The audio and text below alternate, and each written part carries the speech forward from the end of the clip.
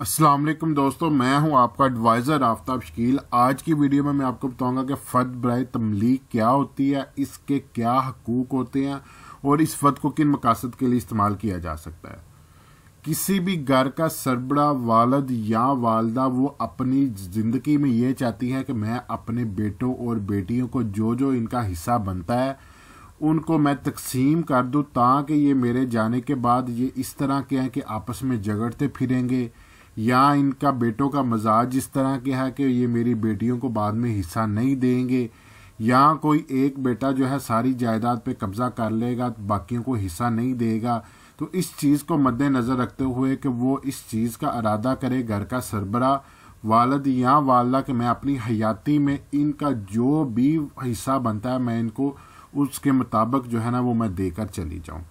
तो उसके लिए उसको क्या करना होगा, उसके लिए उसको फ़र्द बराए तमलीक हासिल करना होगी। कुछ लोग फ़र्द बराए तमलीक और फ़र्द बराए विरासत में जो है ना वो फ़र्क नहीं करते, वो कहते हैं कि ये एक ही चीज़ है।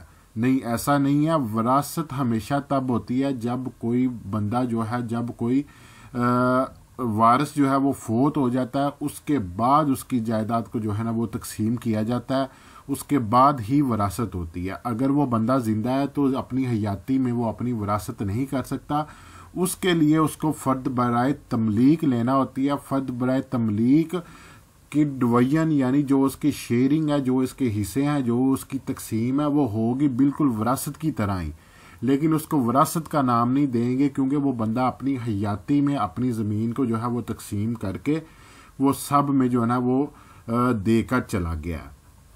तो जब उस बंदे ने ये करना होगा कि मैं अपनी जो है ज़मीन अपनी हयाती में जो जो जिसका हिस्सा बनता है उसको तकसीम कर दूं, तो उसके लिए उसको सबसे पहले फ़र्द बराए तमलीक लेना पड़ेगी, जो आपके सामने यहाँ पे नज़र आ रही है। ये इस तरह की फ़र्द होगी। फ़र्द बराए तमलीक यहाँ पे भी लिखा हुआ है और नीचे भी लिखा हुआ है। फ़र्द बराए तमलीक पर 3-4 चीज़ें जो हैं वो आपको खुद पढ़नी आनी चाहिए, खुद समझनी आनी चाहिए, ताकि जब आप इसको लेकर इसकी आप रजिस्ट्री करवाने जाएं, इसको जो है वो आप प्रोसीड सब रजिस्ट्रार के पास करवाने जाएं, तो वो आपकी फ़र्द में कोई मिस्टेक ना निकाले और आपको दोबारा चक्कर और परेशानी का सामना ना करना पड़े।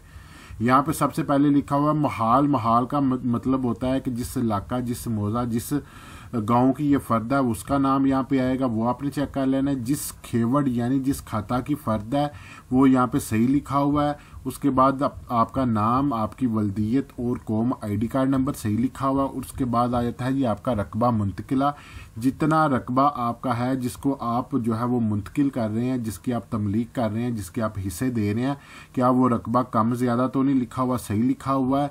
यहाँ पे ये 44 कनाल लिखा हुआ है। महकमा माल में सबसे पहले कनाल, दूसरे नंबर पे मरले, तीसरे नंबर पे फिट पड़े जाते हैं।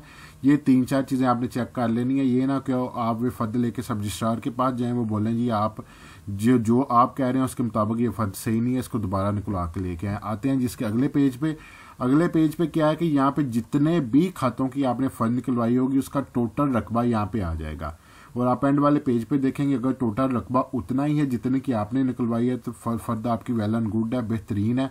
अगर कोई मिस्टेक है तो आप वो फ़ौरन वहाँ से ठीक करवाएं। अगर आपको मेरी वीडियो अच्छी लगती हैं तो मेरे चैनल को सब्सक्राइब ज़रूर किया करें, और जो वीडियो को लाइक करें, कमेंट्स करें।